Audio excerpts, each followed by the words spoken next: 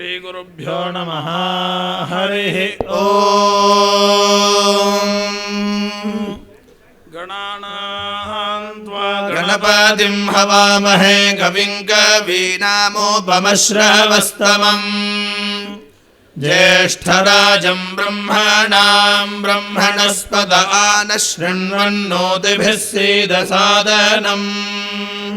निषुसीद गणपते गणेश त्वामाहुर्विप्रथमं कवीनाम्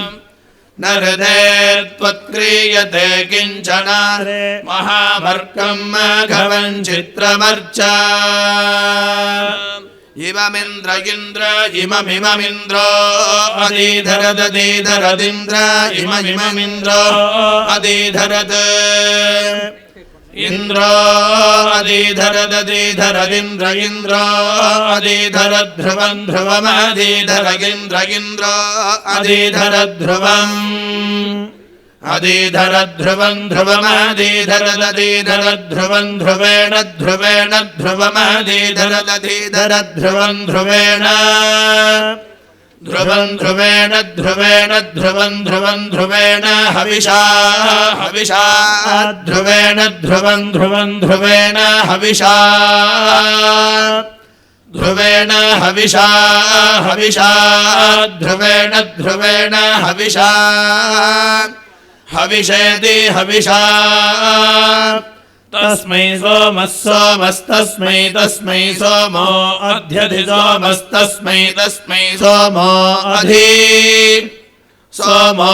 अध्यधि सोमः सोमो अधिब्रवद्ब्रवदधि सोमः सोमो अधिब्रवद अधिब्रवद्ब्रवदध्यधिब्रवत्तस्मै तस्मै ब्रवदध्यधिब्रवत्तस्मै ब्रवत्तस्मै तस्मै ब्रवद्ब्रवत्तस्मावु ब्रह्मणो ब्रह्मणवु तस्मै ब्रवद्ब्रवत्तस्मावु ब्रह्मणः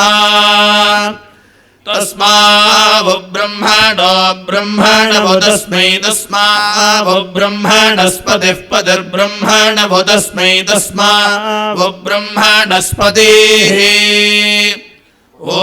इत्यो ब्रह्मणस्पतिः पतिर्ब्रह्मणो ब्रह्मणस्पतिः पतिरिति पतिः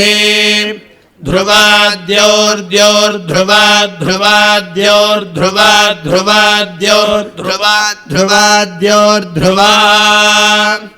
द्योर्ध्रुवाद्ध्रुवाद्योर्ध्रुवा पृथिवी पृथिवी ध्रुवाद्योर्ध्रुवा पृथिवी ध्रुवा पृथिवी पृथिवी ध्रुवा ध्रुवा पृथिवी ध्रुवासो ध्रुवासः पृथिवी ध्रुवा ध्रुवा पृथिवी ध्रुवासाः पृथिवी ध्रुवासो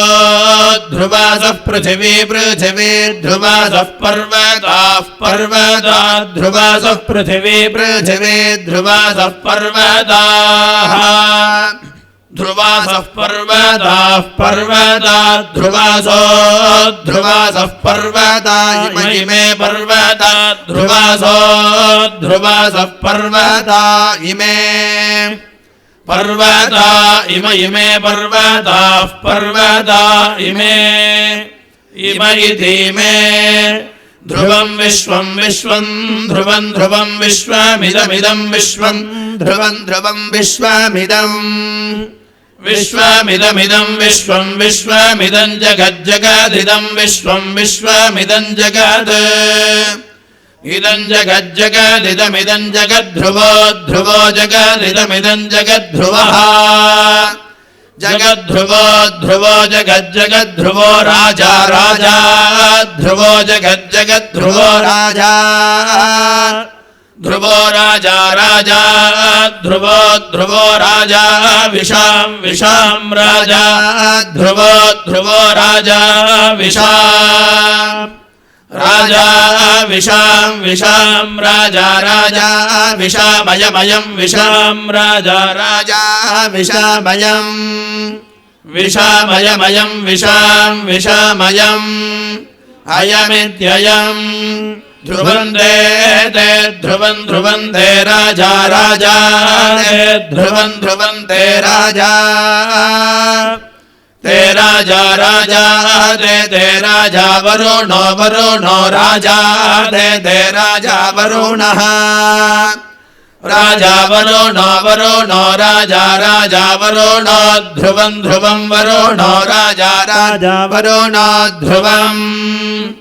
वरुणो ध्रुवं ध्रुवं वरुणो वरुणो ध्रुवं देवो देवो ध्रुवं वरुणो वरुणो ध्रुवं देवः ध्रुवं देवो देवो ध्रुवं ध्रुवं देवो बृहस्पतिर्बृहस्पतिर्देवो ध्रुवं ध्रुवं देवो बृहस्पतिः देवो बृहस्पतिर्बृहस्पतिर्देवो देवो बृहस्पतिः बृहस्पतिरिति बृहस्पतिः ध्रुवन्ते ते ध्रुवं ध्रुवन्त इन्द्र इन्द्रस्ते ध्रुवं ध्रुवन्त इन्द्राः त इन्द्र इन्द्रस्ते त इन्द्रश्च चेन्द्रस्ते त इन्द्रश्च इन्द्रश्च चेन्द्र इन्द्रश्चाग्निरग्निश्चेन्द्र इन्द्रश्चाग्निः चाग्निरग्निश्च चाग्निश्च चाग्निश्च चाग्निश्च अग्निश्च चाग्निरग्निश्च राष्ट्रं राष्ट्रं चाग्निरग्निश्च राष्ट्रम् च राष्ट्रं राष्ट्रं च राष्ट्रं धारयतां धारयतां राष्ट्रं च राष्ट्रं धारयतां राष्ट्रं धारयतां धारयतां राष्ट्रं राष्ट्रं धारयतां ध्रुवं ध्रुवं धारयतां राष्ट्रं राष्ट्रं धारयतां ध्रुवम् धारयतां ध्रुवं ध्रुवं धारयतां धारयतां ध्रुवम् ध्रुवमिति ध्रुवम् ध्रुवन्ते राजा वरुणो ध्रुवं देवो बृहस्पतिः ध्रुवन्त इन्द्रश्चाग्निश्च राष्ट्रं धारयतां ध्रुवम् हरिः ஓம். இறைவனின் மூச்சான வேதத்தை மனதிற்கு உன்னதமான சத்வத்தை நல்கியது. இதற்காக வேண்டி நமஸ்கரித்து நன்றியை தெரிவித்துக் கொள்கிறோம்.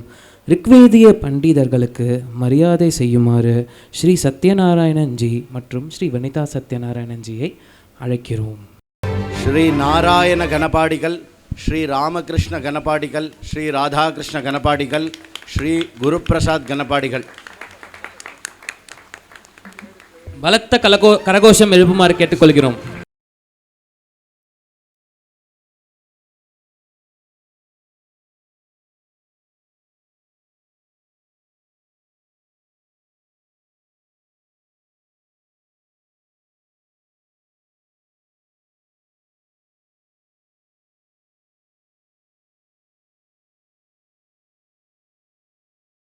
நிகழ்ச்சிக்குள்ள இந்த பிளெஸிங்ஸோட பண்ணணும்.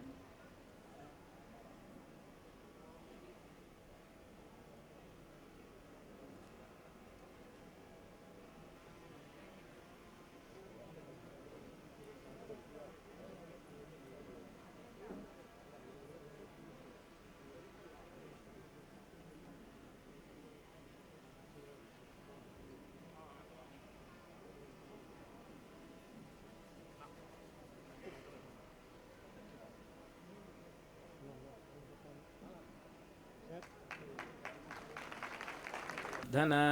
दीपोर्हरतु मे पापं दीपज्योतिर्महेश्वरः शुभं करोति कल्याणम् आरोग्यं धनसम्पदां शत्रुबुद्धिविनाशाय दीपज्योतिर्नमोऽस्तु ते आत्मज्योतिर्प्रतिष्ठाय ब्रह्मज्योतिर्नमोऽस्तु ते ब्रह्मज्योतिर्प्रतिष्ठाय गुरुर्ज्योतिर्नमोऽस्तु ते। ओम वक्रतुण्डमहाकाय सूर्यकोटिसमप्रभा निर्विघ्नं कुरु मे देव सर्वकार्येषु सर्वदा। अद्यतनपञ्चाङ्गं शुभे शोभने मुहूर्ते आद्यब्रह्मणः द्वितीयपरार्ते श्वेतवराहकल्पे वैवस्वतमन्वन्तरे अष्टाविंशतितमे कलियुगे प्रथमे पादे सप्तविंशत्यधिक एकशतोत्तर पञ्चसहस्रतम गतकलियुगाब्धे जम्बूद्वीपे भारतवर्षे भरतः खण्डे मेरोः दक्षिणे पार्श्वे वर्तमानशकाब्दे अस्मिन् वर्तमाने व्यावहारिके प्रभवाति षष्टिसंवत्सराणां मध्ये विश्वावसु नाम संवत्सरः उत्तरायणं शिशिरऋतुः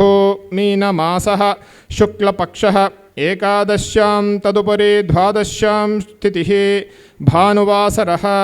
आश्लेषानक्षत्रं तदुपरि मघानक्षत्रं धृतियोगः